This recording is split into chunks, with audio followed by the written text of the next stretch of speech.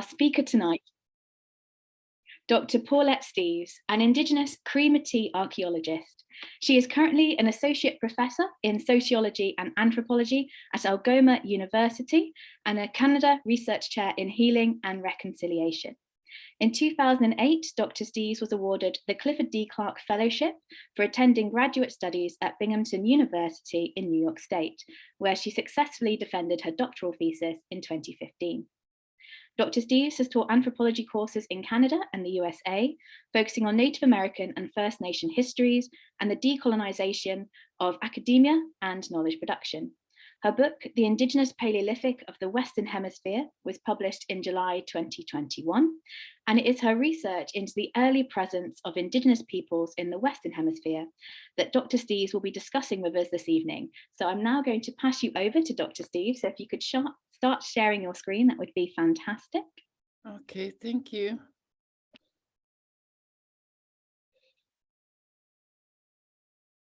Okay, do you see my screen now? Yes, we do. Okay, thank you. Tansi, hello in Cree. My name is Dr. Paulette Steeves.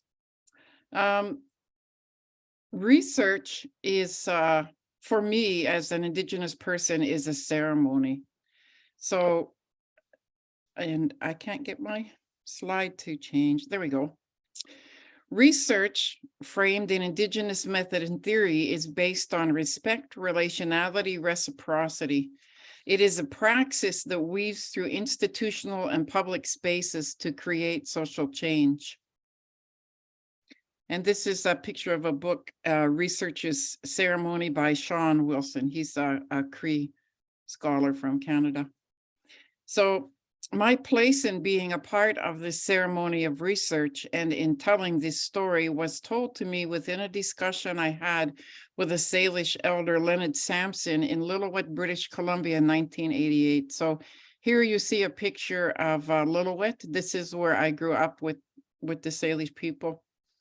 In sharing details of who I am, I claim my ancestry, acknowledge my ancestors, and declare my position as a researcher and an author.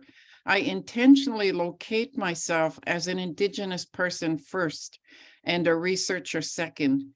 This presents the ways of being, knowing, and doing that my research is based in. So in the Americas, the deep Indigenous past prior to 12,000 years before the present has been aggressively denied for over a century. Anthropologists and archaeologists' denial of the deep Indigenous past of the Americas has cleaved Indigenous peoples' links to their homelands and created them as recent immigrants from Asia and Europe. Yet, as we all know, Asia and Europe did not exist during the Pleistocene. What existed were early humans residing on the continents of the Eastern and Western hemispheres. There were no distinctive cultural groups known as European and Asian during the Pleistocene. Geopolitical terminologies are incorrectly used to make claims that Asians and Europeans settled the Americas. Such normalized and embedded discussions continue to erase Indigenous peoples' histories and links to their homelands.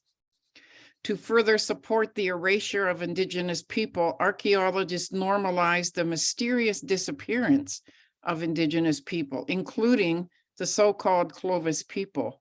This assures archaeologists that contemporary Indigenous people of the Americas are not related to the earliest people to have lived in the Western Hemisphere, and thus have no claims to antiquity, lands, artifacts, human remains, or deep history.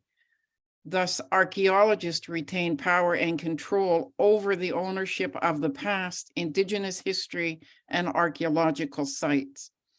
So this is a map that you see in a lot of publications showing Asia and North America and showing that the first people came from Asia. In some ways, this is very embedded. So from the University of Cambridge, we see that the Clovis mystery is solved. We now know that Clovis were Asians and part of the first group who colonized the Americas. And a quote from the History Channel, Ancient people of North America's Clovis culture migrated to South America roughly 11,000 years ago, then mysteriously vanished, researchers have discovered. So these tropes are still well embedded in contemporary discussions of Indigenous people. So the Clovis people were invented and discussed as a continental-wide cultural complex or people. However, nowhere in the world do we see a cultural group the size of a continent. Cultural groups, as you know, are smaller in area and often regional. However, in the Americas, the term the Clovis people is so embedded that the library cataloging system, I found a book at the library in Amherst, Massachusetts, in the section for cultures of the Americas. They had books on the Cherokee, the Choctaw, the Catawba, and they had a book on the Clovis people. Yet the Clovis were never a cultural group or a people. So Clovis were not first, and they were not a cultural group of people. They were a Western creation of a fictional cultural group. And the only place the so-called Clovis people ever existed was in the wildest imagination of the archaeological mind. But using this terminology, the Clovis people for all of the Americas, erases the indigenous diversity that did exist and still exists on the continents. So the first people and their descendants are indigenous to the continents of the Western Hemisphere and have been so for thousands of years. The Western Hemisphere is where their cultures, identities, and lifeways were born. This is where they are from. Indigenous stories and histories held in oral traditions, drawings, rock arts, and in the land, they are literal and metaphorical and meant to be woven through minds and hearts across time as listeners grow into an understanding of all our relations and their place among them. So these are two maps from my book that show a selection of what I call, well, they're pre-Clovis, pre-11,200-year-old sites in North America.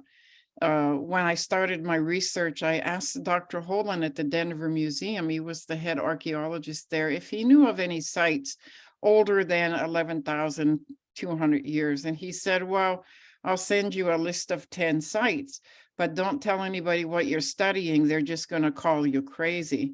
However, it's going to be your PhD dissertation. You have to tell somebody.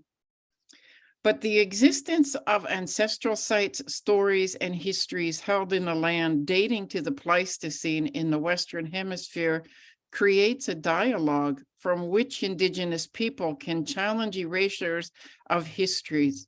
It foregrounds their Indigenous identities and their links to their homelands, and it empowers them in seeking justice. So this is North America, and while the Northern Hemisphere around 21,000 years ago. So between 24,000 and around 10,000 years before present, the Northern Hemisphere was covered in ice and glaciation. So this was not a viable landmass. There was no food for grazing mammals. There was no food for humans, and there were thousands and thousands of miles of ice. So this is not a time that we would say was a good time for any form of migrations, either two-legged or four-legged. However, this is North America 2 million years ago. So at various times over the last 2 million years, there were no glaciers covering North America and what we know today as Northern Asia, and there was a land connection. And we have a really good record of the possibilities of migrations from the paleontological record. So what did the Northern Hemisphere look like in the rest of the world 2 million years ago? Well, we know that early hominids walked 14,000 kilometers from Africa and were already settling areas of Asia and Northern Asia over 2 million years ago. So we have a lot of really good archaeological sites throughout Asia, India, and Northern Asia that date to over 2 million years. So based on the archaeological stories of the Americas, we're supposed to believe that although early hominids and later humans had covered over 14,000 kilometers and were living in areas of northern Asia, they never walked another 57 kilometers to cross that landmass into what we know today as North America. That does not make any sense. So what are some of the mammals we know that made that journey? So if you look at this picture, I always ask people, what looks Canadian?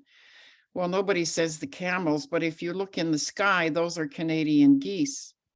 So this is a drawing, an art piece based on fossils found in Ellesmere Island, northern Canada, that dated to 3.5 million years ago. And that's because camelid species arose in the Americas. They were here first. To get to anywhere else in the world, they couldn't fly like the geese. They had to walk. And they had to have a viable landmass. They had to have a landmass where there was food for grazing mammals and fresh water. And so we know that camelids did cross to the Eastern Hemisphere. So from this record of paleontology, we know there were migrations between the Eastern and Western hemispheres across the Bering landmass millions of years ago. Another of our four-legged relations that made that journey was the horse. So we also know that horses first arose in the Americas and they migrated to many other areas of the world.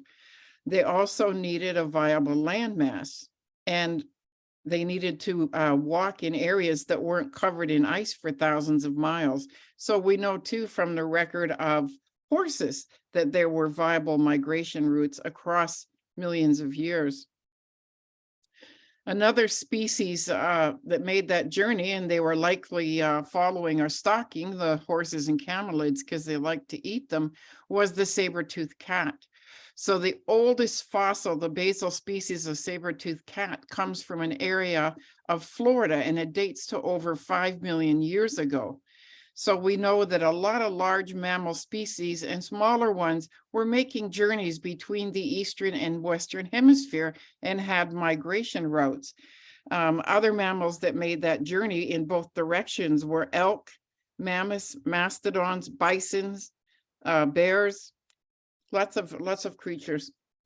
So this is these are pictures of the Cactus Hill site. So the McAvoys excavated this site, and they said they invested more time and money defending their dates and conducting new tests than they had ever imagined. And although they think the antiquity of the site has been established, they said the effort has been very stressful. And if they were to do it all over again, they said they might not dig so deep. So this has been a standard in North American archaeology. Anyone who published dates for a site that were older than the Clovis dates was immediately and very violently critiqued and attacked. And there were many demands placed on them to do more work, to do more testing, and critiquing and retesting is great. But if you're familiar with this pattern in North American archaeology, you'll understand that it's above and beyond any form of critiquing, and it's really a violence and an epistemological violence. So there's a saying that's been published in a number of books that this area, anything older than Clovis, publishing in archaeology, is an area of academic suicide. So if you wanted to end your career quickly, go ahead and publish on a pre-Clovis site. This is Alan Goodyear and the Topper site, which is in very southern South Carolina. Alan Goodyear dug a little deeper at this site beneath the Clovis level, and he did find tools, and that level was dated to 50,000 years. And Goodyear said he knew he had crossed the line, challenging the orthodoxy of North American archaeology. He said, it's a weird feeling to be putting a career 30 years on the table, but there was no turning back. So he wanted to tell the truth. He was very aware that he would be violently critiqued, that he would be dismissed, that he would be called a crazy archaeologist, but he wanted to tell the truth. And for that, I'm very grateful. A graduate student, Douglas Sane, later on did a study, a USWARE study on the pre-Clovis tools from this site. And he did publish that they were definitely tools, they were definitely used and made by humans, and they definitely dated to 50,000 years before present. This is me on the left. I'm at the Lacina site in southwest Nebraska. This is a picture of the site post-excavation. So there were excavations on this site led by Dr. Steve Holland for over 11 years. There were a lot of field schools at this site. A lot of archaeologists came and worked on this site. This site dates to around 22,000 calibrated years before present. At that time, this site would have been about 500 miles south of the edge of the glaciers in northern Canada. So the Lacina site has produced a lot of evidence for spirally flaked mammoth bone. And it's not the only site. So every site that I have in my database, and I have over 600 now, that predates 11,200 years, I look around that site to see if there are similar sites with similar dates and technologies in that area. And for every site that I've studied, I find there is a regional area within the same time frame. So some of the sites around Lacina have stone tools and some don't. They all have spirally fractured mammoth bone. So what we see is a regional area.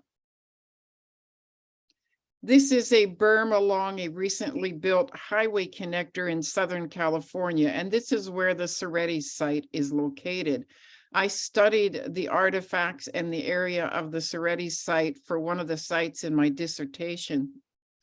What was found at the Cerretti site was a lot of mammoth bone, and it wasn't disarticulated in a way to show that it had just laid down and died or perhaps been brought down by other animals. This site had, like, the two femur heads were sitting next to each other, and I believe ribs were stacked up. But you can see here in the top left is a mastodon bone with a really nice curvature on the top of the bone, and that's an impact point from one of these boulders. So there were 4 little boulders found next to the bone, and they were out of place. They didn't belong in that in those soils or in that area. So this site has dated to 130,000 years before present. Here's a map of the area of Southern California. And as you can see, there are a number of sites that date from 50,000 to 200,000 years. Number 3 is the Calico site. Number 1 is the Cerretti site. Number 3 is the Calico site. Louis Leakey came and worked on the Calico site with Ruth Simpson. And when he published about this site, that it had dates ranging from 50,000 to 200,000 years, American archaeologists called him a drunkard and a crazy old man. So he faced a lot of aggressive violence from archaeologists for publishing on this site. Just south of here in central Mexico, there is a reservoir with 5 more sites that date from 50,000 to 200,000 years. So we see really strong evidence also of a regional area for sites dating from 50,000 to 200,000 years in Southern California and northern Mexico, central Mexico area. So I began my research journey by asking questions regarding the paleo-environmental possibilities of Pleistocene migrations and of the evidence for pre-Clovis sites in the Western Hemisphere. From what I have learned, I argued there is a vast body of evidence that supports initial migrations to the Western Hemisphere much earlier than the accepted dates for Clovis. Vine Deloria discussed this in a number of books, and here's a quote. He said, "Unless and until Indians are in some way connected with world history as early people, we will never be granted full humanity." The impact of archaeological knowledge production on Indigenous people has been discussed by a few archaeologists who recognize that the archaeological record of the past has power in the present. Discourses on the histories of the Indigenous people of the Western Hemisphere, historically framed in Western Eurocentric archaeological conjecture, are more a product of powerful ideologies based on a colonial past than they are of the known archaeological record. The historically embedded boundary of recent post-late glacial maximum timeframes for first migrations to the Western Hemisphere is not simply based on the archaeological record, but it is a political construct maintaining colonial power and control over Indigenous heritage, material remains, and histories. Histories which extended from the ancient past to the living present are one as key to cultural survival. Linda Tuwali-Smith, a Maori scholar, has stated that it's no surprise that one of the first aspects of Indigenous being that suffered intentional eradication by colonizing forces were histories, which testify to a deep ancient and civilized past.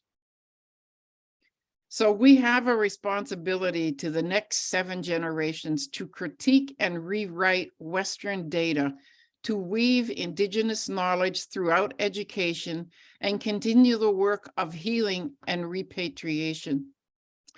Pyro epistemology is a metaphorical terminology that describes the work of critical Indigenous scholarship and decolonizing work carried out by like-minded and informed peers and allies. A practice of pyro epistemology is a ceremony that cleanses the academic landscape of discussions that misinform worldviews and fuel racism and bias. Such literary and knowledge renewal clears the way for healthy growth in academic fields of thought and centers of knowledge production. So pyroepistemology is a term that I coined in 2012 while I was a graduate student. Indigenous people used fire to cleanse the land. And when they did that, this made space and it let the sunlight come in and created new space for new growth. So my metaphorical terminology is based on traditional ecological knowledge and the use of fire to regenerate new growth. So rewriting Western data and Indigenous history is a praxis that weaves Indigenous knowledge and decolonized knowledge through literature and stories and pushes back on misinformation, discrimination, and racism, making the world a better place for all people. So this is my book. It does challenge centuries-old American archaeological tropes of the Indigenous past that rest on a shaky frame of conjecture and bias. Actually, right now it's 50% off for Christmas. So the book has been well received by the few people that have reviewed it. I think a lot of archaeologists are becoming aware of new data on the early peopling of the Americas. We recently saw the publication and then the documentary on the White Sands footprint sites. And one thing I always like to remind American archaeologists is that, yeah, that is a really good site. Thank you for agreeing with me. But guess what? Those people didn't fall out of a plane. If you've got one site in central New Mexico where people were hunting mammoth, get out there and find the sites where they lived and link those to possibly already published and known sites in the area. So right now I'm working on redoing my database. I'm adding a lot of sites that I've recently found out about, and I'll hopefully have a new map out and perhaps an article out next year. And now I will stop sharing my screen. Okay, yay.